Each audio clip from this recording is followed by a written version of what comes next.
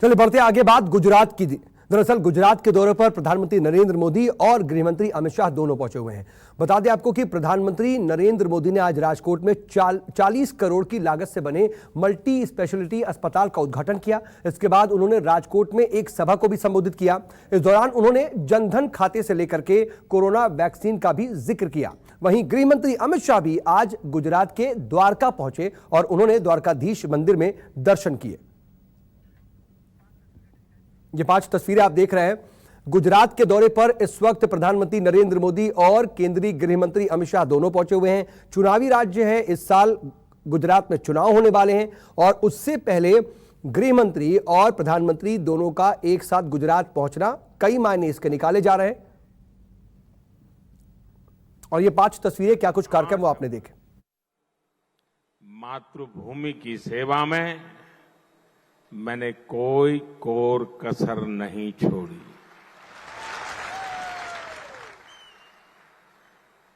ये आप ही के संस्कार है, इस मिट्टी के संस्कार है। पूज्य बापू और सरदार वल्लभ भाई पटेल की इस पवित्र धरती के संस्कार है कि 8 साल में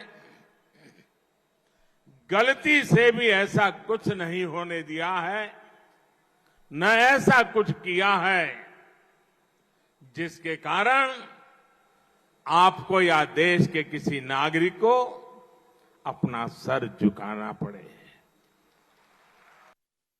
अब हमारी सरकार सुविधाओं को 100% नागरिकों तक पहुंचाने के लिए अभियान चला रही है। जो जिस बात का हकदार है उसे उसका हक मिलना चाहिए।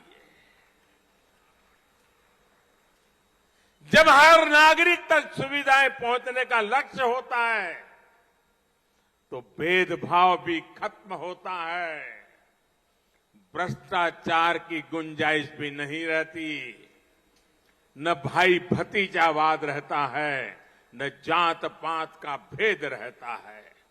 इसलिए हमारी सरकार मूलभूत सुविधाओं से जुड़ी योजनाओं को सैचुरेशन तक 100% तक पहुंचाने में जी जान से जुटी हुई है। तो आपने सुना प्रधानमंत्री नरेंद्र मोदी को। और भूपेंद्र सिंह इस वक्त मेरे साथ, मेरे सहयोगी अहमदाबाद से लाइव जुड़ रहे हैं। भूपेंद्र, सभी जानते हैं कि गुजरात में विधानसभा के चुनाव होने वाले हैं, उससे पहले सियासी सरगर्मी बहुत ज्यादा वहां पर देखी जा रही है, लेकिन इस बीच प्रधानमंत्री और गृह मंत्री एक साथ एक दिन ही गुजरात दौरे पर पहुंचे हुए, क्या मायने इसके?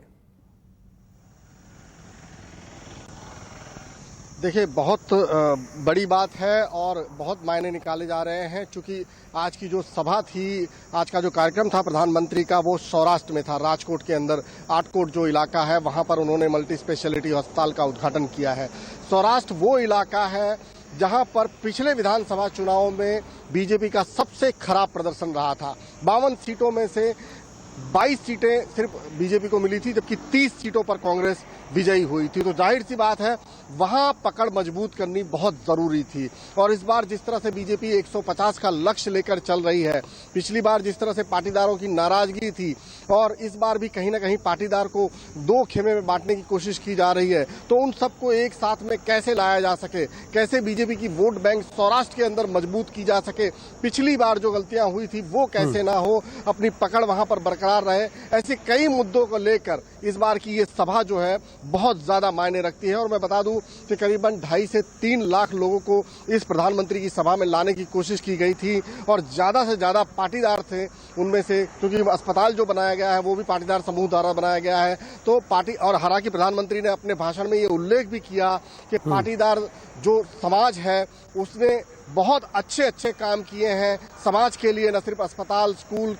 बल्कि इस तरह के कई ऐसे काम किए हैं जिससे समाज जो आगे आए। तो उन्होंने पाटीदारों का बखान भी कर दिया इस तरह से। और एक राजनीति जो यहाँ पर चल रही है पाटीदारों को लेकर नरेश पटेल के नाम पर, उस पर भी कहीं ना कहीं अपना भूपेंद्र, जल्दी से ये भी जानना चाहेंगे कि हार्दिक पटेल को लेकर के बहुत कुछ चल रहा है, बहुत कुछ उनके बारे में गहमा गहमी चल रही है, बहुत सी बातें चल रही हैं।